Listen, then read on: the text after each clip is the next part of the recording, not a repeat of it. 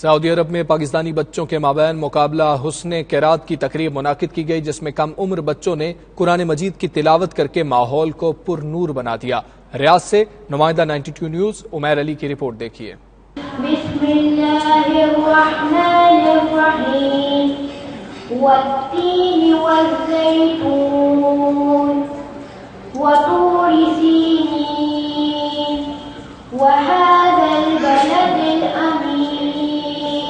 سعودی دارالحکومت ریاض میں Pakistan writer club کی جانب سے 24واں سالانہ مقابلے حسن قرات منعقد کیا گیا، جس میں 8 سے 14 سال کے بچوں اور بچیوں نے شرکت کی اور خوبصورت انداز میں قرآن مجید کی تلاوت کی۔ اس موقع پر ججز نے بہترین تلاوت کلام پاک پڑھنے پر محمد عبد الرحمان اور عائشہ قاضی کو پہلی پوزیشن سے نوازا۔ پاکستان رائٹر کلب کے صدر فیاض ملک اور لیڈی چیپٹر کی صدر ڈاکٹر فرحہ نادیہ نے کہا کہ گزشتہ 24 سال سے ہر ماہ سیام میں ہماری کوششیں رہی ہیں کہ ہم بچوں کو قرآن پاک سے روشناس کروائیں تاکہ ان کو قرآن پاک سے لگاؤ پیدا ہو۔ یہ ایک اچھا موقع ہے ان بچوں کے لیے، خاص طور پہ موجودہ حالات میں جبکہ بچے بہت زیادہ ٹائم اسکرین کے سامنے گزارتے ہیں اور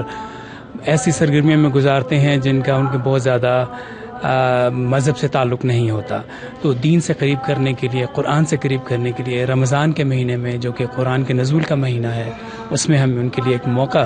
فراہم کرتے ہیں۔ قرآن کی تعلیم تو سب سے پہلے بہت ضروری ہے، وہ ضابطۂ اخلاق ہے، ضابطۂ زندگی ہے۔ آپ کسی بھی ممالک میں ہوں، کہیں بھی ہوں، بینگ اے مسلم، ہمیں سب سے پہلے بچوں کو بتانا چاہیے کہ ہم مسلمان ہیں اور ہمیں پوری کتاب دی گئی ہے جو حضور صلی اللہ علیہ وسلم پہ نازل ہوئی اور جو کہ نصاب میں بھی شامل ہونی چاہیے۔ اور اس کا یہ کہ اس کا پڑھنے کا طریقہ، قرات کا طریقہ، کس طریقے سے پڑھتے ہیں، اس کا مفہوم، اس کا سمجھنا، اس کے اندر زندگی گزارنے کے طریقے کس طریقے سے بتائے گئے ہیں، وہ ہمیں خود سمجھ کے اپنے بچوں کو عملی زندگی میں بتانے ہیں۔ تقریب کے مہمان خصوصی سفارت خانہ پاکستان کے کمیونٹی ویلفیئر اتاشی نے بھی اپنے خطاب میں قرآن مجید کی تعلیم کو لازمی قرار دیتے ہوئے کہا کہ بچوں کو کم عمری سے ہی قرآن مجید کی جانب راغب کیا جانا چاہیے تاکہ وہ اچھے مسلمان بنیں۔ قرآن جو ہے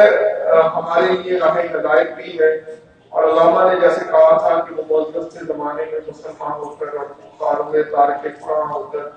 تو مسلمانوں نے جب تک قرآن سے ہدایت اور رہنمائی حاصل کی، دنیا کے اوپر ان کے عروج کا پھیلا جو ہے وہ لہراتا رہا اور ان کا پرچم جو ہے وہ بلند رہا۔ اور پھر جب قرآن سے ہٹ کر ہم نے دوسرے نظریات اور دوسرے فلسفوں کو اپنی زندگی کا محور اور مرکز بنایا،